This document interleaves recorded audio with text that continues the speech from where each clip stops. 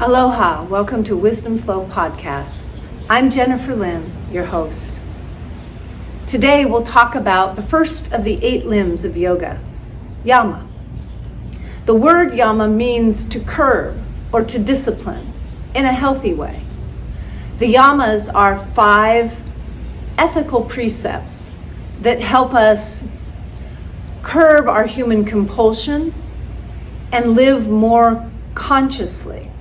The first of the Yamas is Ahimsa, and technically it means non-harming.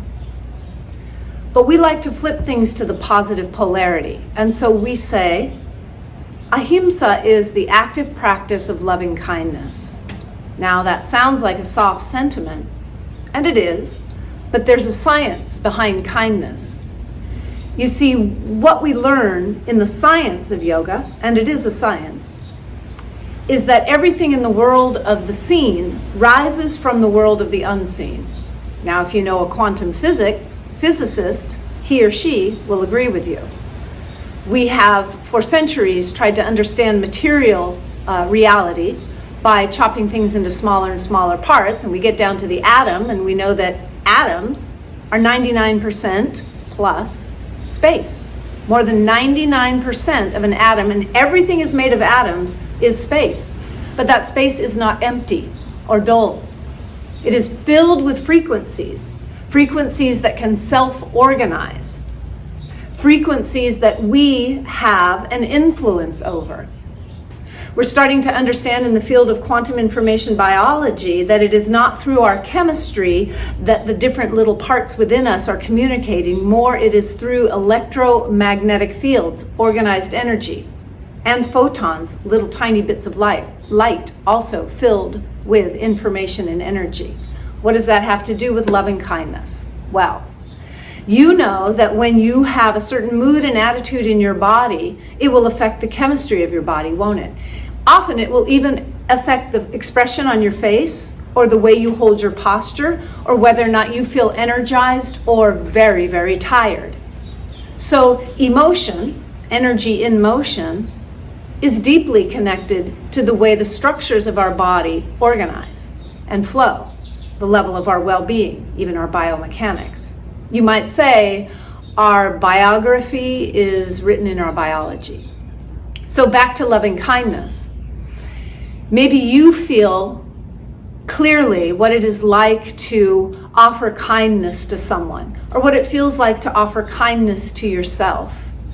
There is a quality of organized energy that rises or glows from an act of kindness. There is also a quality of energy that comes from an act of meanness. Without even needing to put words to it, you can sort of savor that sense in your own inner atmosphere. When we actively practice loving kindness, we are creating a certain chemistry, a certain inner atmosphere, a certain organization of our own energy that is affecting our cells, affecting how well our cells are communicating with each other, affecting our level of well-being. So to be chronically unkind is like swallowing poison and expecting that somebody else is going to be harmed from that poison. But that's not what happens. Being chronically unkind to those around us, the poison is within us. And so there is a science to ahimsa. When we actively practice loving kindness, we are stepping into deeper health. We are stepping into vibrant well-being. And so all of these yamas, all 5 of them, are some form of ahimsa. They are some form of practicing loving kindness. And they each must be cultivated within before we can expect them to be the way that we interact with the rest of the world. So it's very interesting that this first limb of yoga, Yama, is about managing our relationships with the outer world. That's what those 5 precepts help us do. Let's not make a mess of our relationships with the world and other people so that we can then find enough peace and groundedness to turn inward and start doing some deep self-reflection and self-enhancement. And yet, each of these, if we want to be present in the way that we interact with the world and other people, must first be present in the way that we interact with ourselves. Have you ever heard your own inner dialogue? If what you said to yourself throughout the day was said out loud in a speaker that drifted above your head and was reflected in the way that you spoke to other people, would you have many friends? I hope your answer is yes. But if you're like me, you may have been raised in an environment that was much more critical than it was praising. And you may have swallowed that, and it has become a pattern in your life. It certainly was for me. I had to face that pattern with a grueling honesty in order to begin to shift it. And at first it felt awkward to find the inner praiser and the inner coach rather than the inner critic. And to start saying in my inner dialogue, you can do this, Jen. You've got this. You're a good person. You did good today. You don't have to get it all done today. Keep breathing and showing up with as much purity as you can. Do some research, talk to some people. You're going to get this. You see, that's loving kindness. Even if the words aren't said out loud, you can create a quality with your inner narrator, the way that you and your inner being talk to each other, that is deeply kind. And when you start to feel the health of that, the vibrancy of that, it will naturally be reflected in the way that you talk to other people. So you can play little games to cultivate the strength of ahimsa. When you're alone and you're comfortable speaking out loud, then hear yourself, because it helps to hear the outer vibration of your words that imprints that new way of creating kind inner dialogue even more deeply when you can hear the outside vibration with your outer ear, right? Then even when that dialogue is happening inside, you are feeling the vibration more clearly. So as you're walking around your house, you might say, okay, self, let's make this place beautiful. Let's see where we can create efficiency and cleanliness. Ooh, let's put on a playlist and clean the bathroom, or whatever it is that you're doing. You have a kind and friendly conversation with yourself out loud, one that's comfortable, and that can help you be more aware of the kindness within. That's just one of many fun games that we can play to really be more self-reflective and conscious about creating inner kindness. Now, again, the other 4 yamas are a certain flavor of ahimsa. Ahimsa is like the overarching energy of the yamas. Active practice of loving kindness. No matter how you need to talk to somebody, no matter the challenge that needs to be faced in a group or between 2 people, you can muster ahimsa as the overarching intention or theme of the conversation. Okay, so the second yama is called Satya, S-A-T-Y-A, Satya. And Satya means honesty, but it isn't just about telling the truth. It is about living authentically.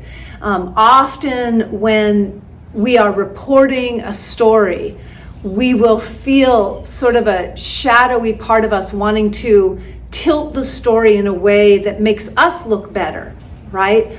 Or that makes somebody we don't like so much look worse. And to watch that and understand that if we are distorting our witness of events, then that distortion will continue. And then each time that distortion grows, it is harming to the people involved in the event. And it makes it less likely that those hearing the story can respond intelligently in a helpful way to what they've heard about. We've all been in situations like this where a story we share goes around the community and comes back to us completely twisted and off base. And so part of Satya is understanding the interconnectedness of all life and wanting to do our best to report events with as much honesty as we can.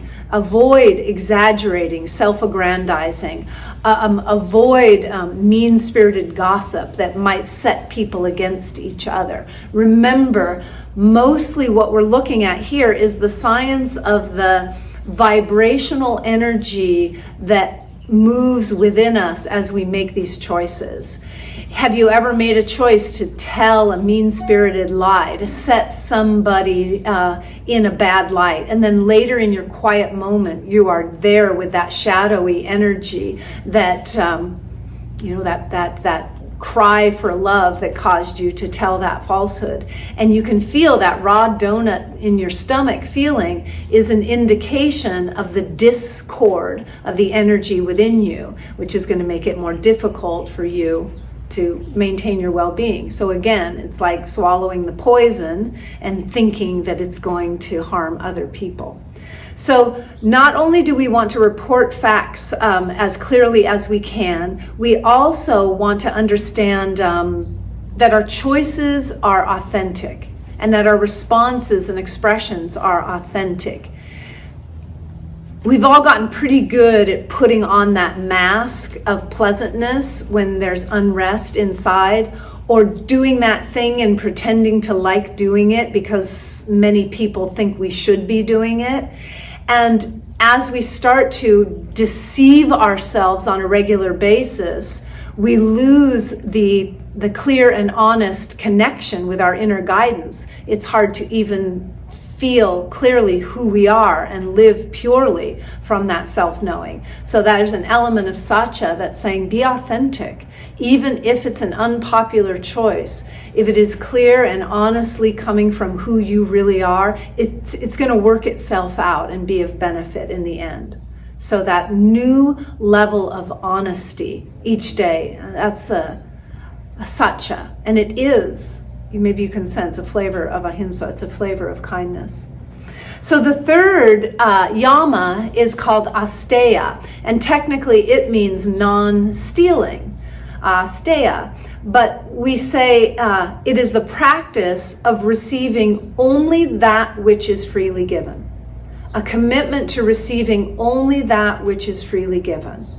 I used to work at Hewlett-Packard when I was an engineer, and they had these stock rooms that were just packed with, it was like Office Max condensed into a big walk-in closet.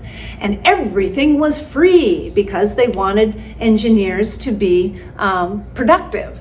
And so sometimes engineers would go in there and it was so tempting, because you're working hard and they're offering you this. It was so tempting to think, well, I'll just stock my desk at home. I'll bring a few extra pens home because we love free stuff, yeah? But it's not freely given for home. It's freely given for the desk at work. And that's a simple example. And another more subtle example that we can all relate to is it's not just things, like pens and notebooks or a candy bar you might pilfer when you were 5 years old. I did that. My mom made me go back and have that awkward moment with the clerk, which was a great learning moment. But sometimes we steal each other's time and energy. When it isn't freely and clearly given, we will dump a story on someone right after we say hello, before we check in. Do you have some time? I need to share my heart. Do you have a little bit of energy to hear what's going on with me? If not, we'll put a pin in it, and then, I'll have you over for tea and, set you in my armchair and then share my story with you, right? That kind of thing is the practice of Astaya. And again, you can sense how it is a flavor of Ahimsa. It's really about respect, but it's very practically applied in this Yama, Astaya. Receive only that which is freely and clearly given. And you can sense how that will evoke within you a level of self-reflection that perhaps is new, where when you want to reach for something, whether it's somebody's time or attention or energy, or that thing that you think nobody will notice if that's gone, right? It comes from the man anyway. You know how we rationalize these things. But with this knowledge of this Yama in your heart, you might pause and go, okay, yeah, I can rationalize that. Yeah, I could ignore the self-reflection moment, but I'm also remembering that there's a science here. And that when I'm in my quiet moments and I remember that I took that thing that wasn't clearly and freely offered to me, I'm going to feel again that down pulling energy. And I know that's affecting my atoms, my DNA, my cells. It's not good for me. I don't want to drink my own poison. I'm going to practice Astaya. So the fourth Yama is called Brahmacarya. And that literally means to live as Brahma, to live as a divine being. And specifically, it refers to the way that we conduct ourselves in intimate relationship. Sometimes it's called sexual purity. Other times, the short definition is chastity. In extreme lineages, it is celibacy.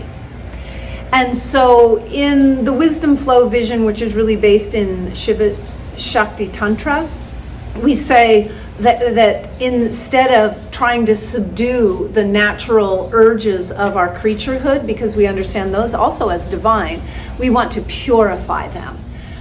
Sex can be a fabulous way to share love and to experience divine energy and divine union. And yet it can also, when not conducted with purity, be a source of great angst. And so when we practice Brahmacharya, we say, in intimate relationship, let me see the other and myself as divine and treat them that way.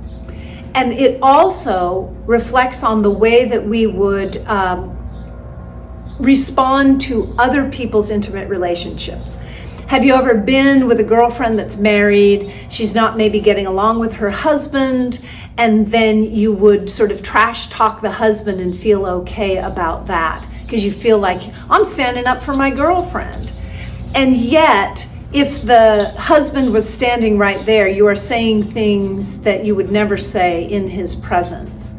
So one of the ways to really bring this principle of Brahmacharya into a practical application is to say, when I am interacting with one who is in an intimate relationship, I will only say to that person things that I would say if his or her partner were standing right next to him or her.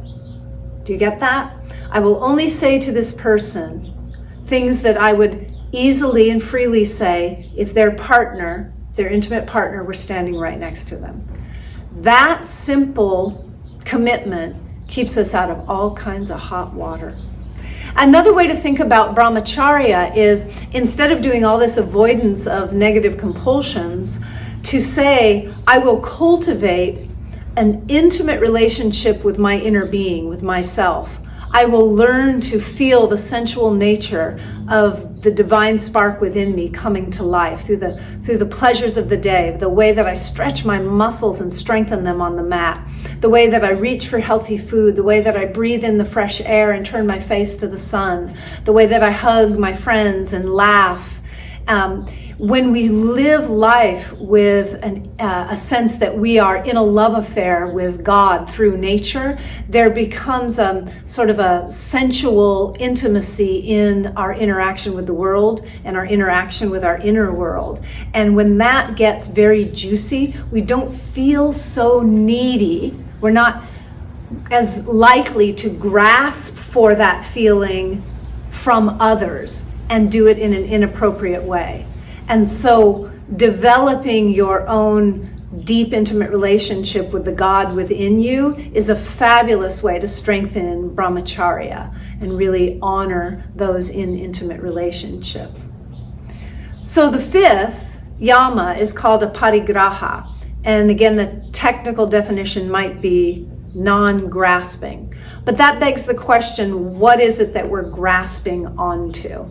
Well, one of the things that we tend to grasp onto is ideas of right and wrong, and ideas of who's deserving of what. That person deserves good fortune. That person needs to go to jail and deserves to have their butt kicked, right? We have these ideas, personal ideas of justice, right? And so part of a parigraha is trusting in divine order and trusting in divine justice. It doesn't mean we let go of our discernment about, what is uplifting and what is downpulling. That's important to have that, to navigate and to understand that it's a little bit different for everybody.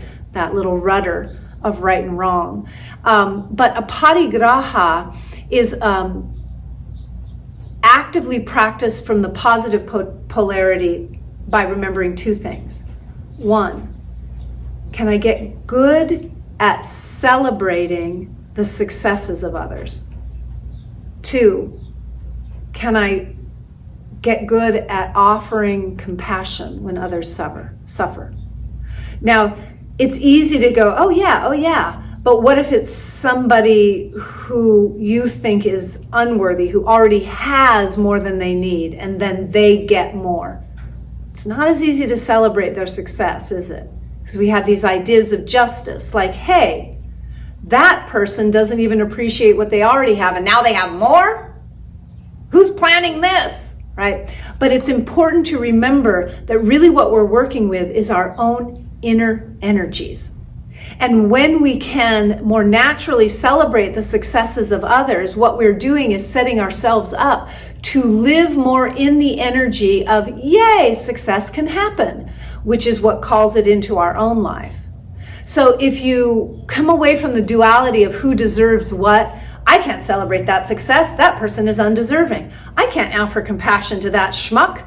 I feel pretty smug because they deserve that bad thing that happened to them. If we're living in those energies, remember, that's the energy that is directing the self-organization of your own cells. It is also the energy that is being transmitted from your cell tower, right? And going to be calling back to you through those tractor beams of law of attraction, your own experiences. So this really isn't about so much interacting with the outer world, because really our reality is our own little private universe. It really is about cleaning up the energy within that private universe. And when we do that, through law of attraction, we start drawing to us people, places, things, rendezvous, inspirations that match that cleaner vibration that we're holding because we're following these yamas. So again, a Parigraha, actively celebrate other people's successes, even if you secretly think they don't deserve it. You'll find that eventually you're not so concerned about your ideas of who is and isn't deserving, because often we don't even have the whole story. We have a fingernail scratching understanding of what's going on with that person who we are judging deserving or not deserving. And then the other, offer compassion when someone suffers. Because again, the smugness, that sucker deserved it, that often comes from an uninvestigated story. We have no idea the backstory of that person. And so who are we to sit in the pulpit and put the gavel down and say they deserved it? So a Parigraha, really trusting in divine justice and celebrating the success of others, offering compassion when they suffer, helps us keep that clean energy inside so we can enjoy vibrant health and enhance our lives and easily be of service to others. Thanks for tuning in. If you'd like to learn more about all 8 limbs, check out our podcast on the 8 limbs of yoga. And if you're interested in joining any of our teacher trainings, retreats, or online immersions, check out wisdomflowyoga.com. Thanks for tuning in. Aloha.